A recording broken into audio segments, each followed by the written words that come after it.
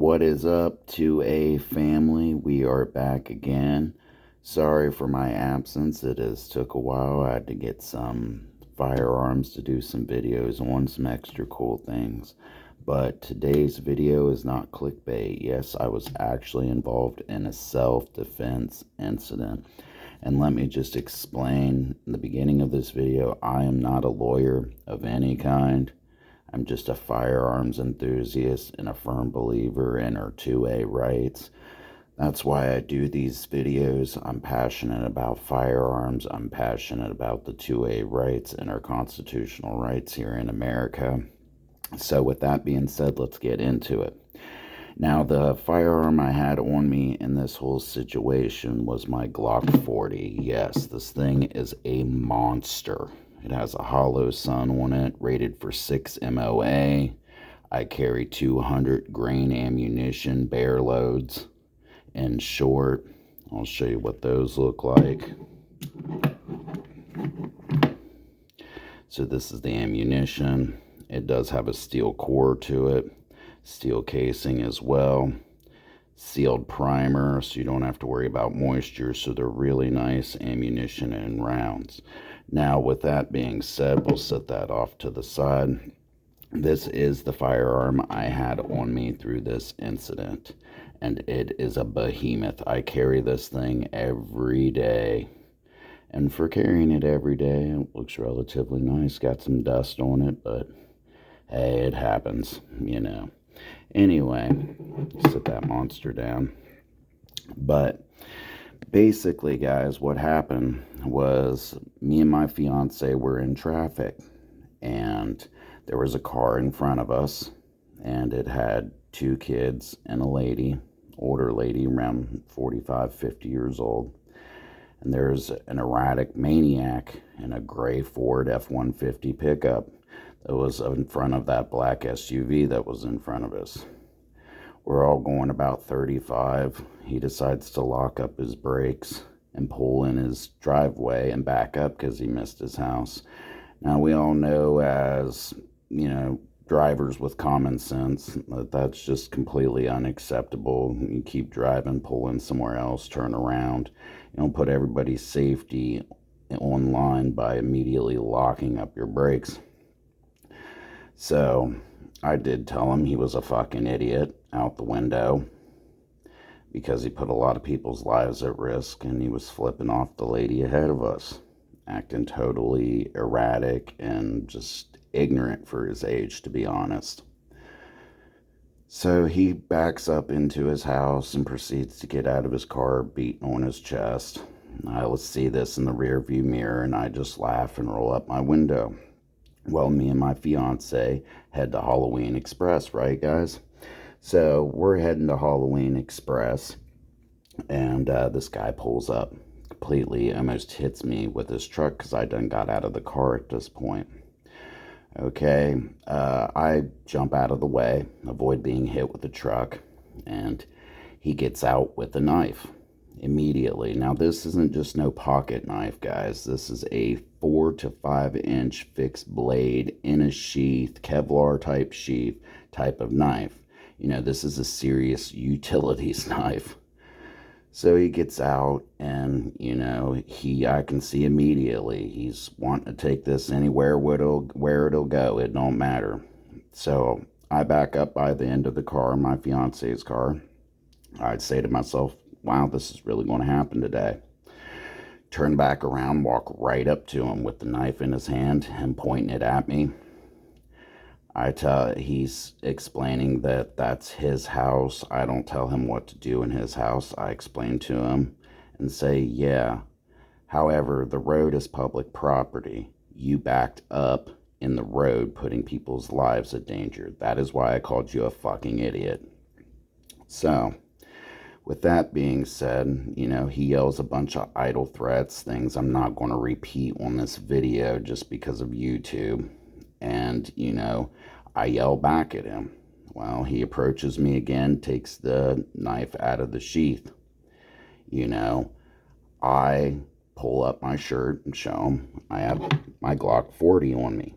I explain to him that this is a bear gun. If you get shot with this, there is no ICU. They're not going to put you back together again. It's lights out, buddy. It's goodbye. You leave this mortal coil for good. I was like, my advice to you is to go home. So he keeps talking. He's ramping up.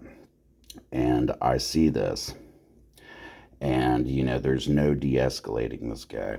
So he's threatened me, then he threatens my girlfriend. He threatens to show up at her house. And I was like, look, buddy, unless you want your teeth blown out the back of your head and to never see your wife again, I highly suggest you get back in your vehicle and leave. I do not want to do this. I do not want to have to shoot you. I will shoot you. You will not survive this round.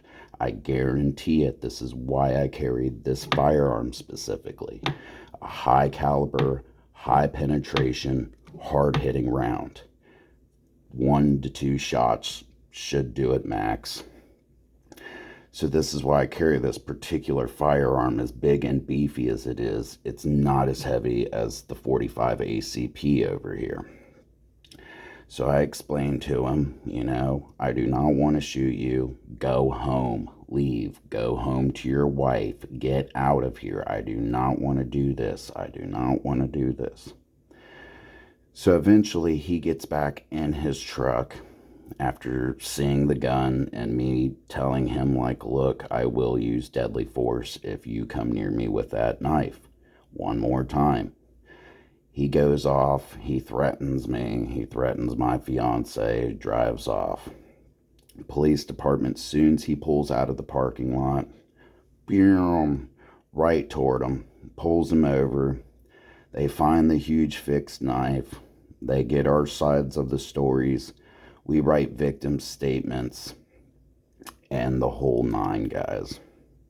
So we talk to the police. We tell them exactly what I just told you guys, what happened, what took place. They asked if I brandished my firearm. I said no, I was not waving it around at people. That's what brandishing means, pointing it or waving it at people.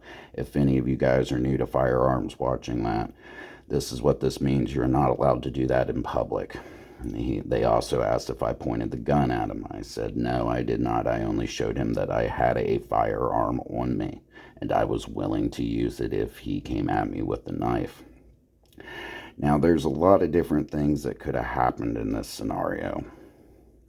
He could have pulled up with the knife, got out of the truck. I could have shot him immediately. However, I did try to de-escalate the situation by talking to the dude once he pulled up because he was rather angry.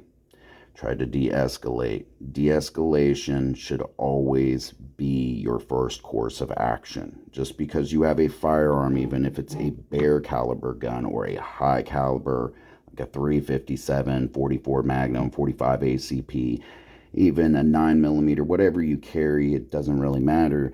You should never try to escalate the situation and encourage violence just because you have this particular tool. That's not what they are for.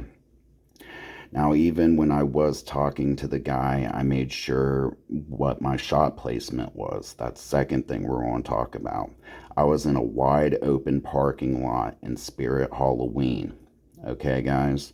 So there was a lot of people around. However, he was backed up and he was aligned with his tire well that was right toward his engine block, because that's kind of where I put him in the position of as I was walking back and forth, because I was aware of what was behind my target.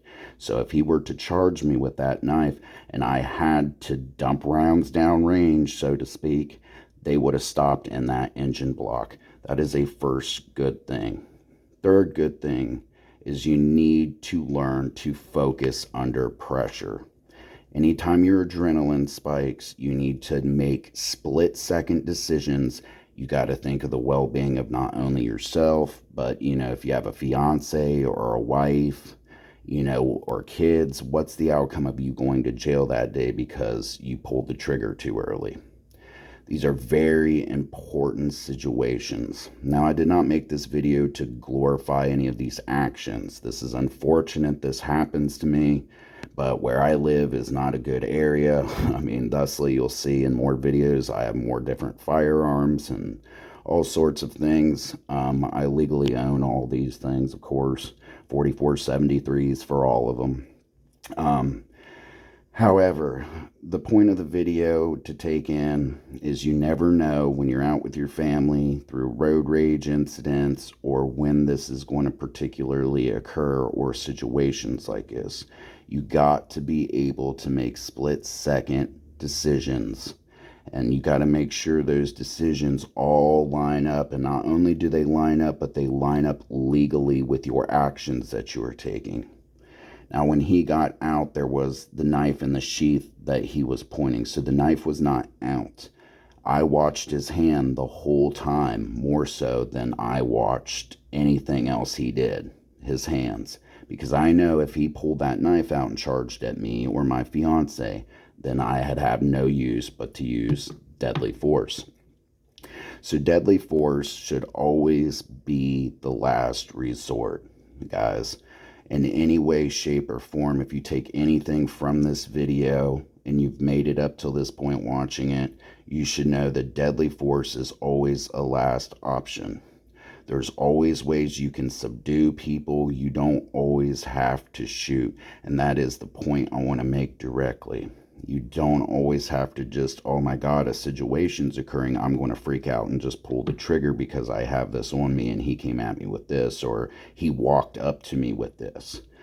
You know, there is a huge difference between somebody walking up to you with a weapon, even though the cops said they were proud of me how I handled it, and I was in legal right, if I was in fear of my life, that I could have shot him. Was I in fear of my life? No, I'm a relatively huge guy. And I carry a bear gun. So, but was I in fear for safety of my fiance? Yes. So that's why I took all these actions. I've been in multiple altercations in my life that were just random out of nowhere. And, you know, I'm kind of used to this type of thing and de-escalating people. And that's what I try to do before I just, okay. You know, to put in YouTube standards, just let it all fly. So, if you guys take anything away from this video, Glock is a good instrument to save your life, for one. I was, you know, a firm believer in carrying a firearm every day. This Glock definitely saved me from getting, you know, stabbed or any type of fatal injuries, as well as my fiance. It definitely deterred the attacker with the knife. Not all the time is this going to happen. Sometimes when somebody pulls a knife out on you, they intend to use it. So that's why you got to know, if you carry one of these, you intend to use it if you have to. You never hesitate. That hesitation can, you know, give you a one-way ticket off this mortal coil. If you guys are following me, sorry, the YouTube standards are a little crazy. So again, never just pull the trigger. I can't stress that enough. Even though I had 100% legal leeway to just, you know, blow this guy off the mortal coil, I thought, and you guys should too. Now, if you feel your life is in danger by the next move somebody makes during a physical altercation, then yes, you should already have this in your hand and prepared to use it. I'm not trying to glorify, as I said again, shooting or violence in any way, shape, or form. That's just not what I do here on this channel whatsoever. But that guy did go to jail for aggravating menacing with a deadly weapon. I did press charges on him. Usually I don't get cops involved in situations I am in this if I don't feel like it's necessary. But this was definitely necessary, obviously, because the amount of violence did seem to escalate. But it was de-escalated by Glock here. So, and some smart thinking on my behalf, but I'd like to definitely thank this right here. So that's it for you guys. It was a crazy situation. The old Glock came in handy. She's beautiful, I gotta say. Slapped a little hollow sun on her, put a little eagle grip right there, and she does great. She handles well. I'm gonna be doing a review on her and the different types of ammunition, my experience with it at the range, the recoil and everything, so stay tuned for that. Until then, 2A family, please be safe and take care of yourselves. I'll see you next time.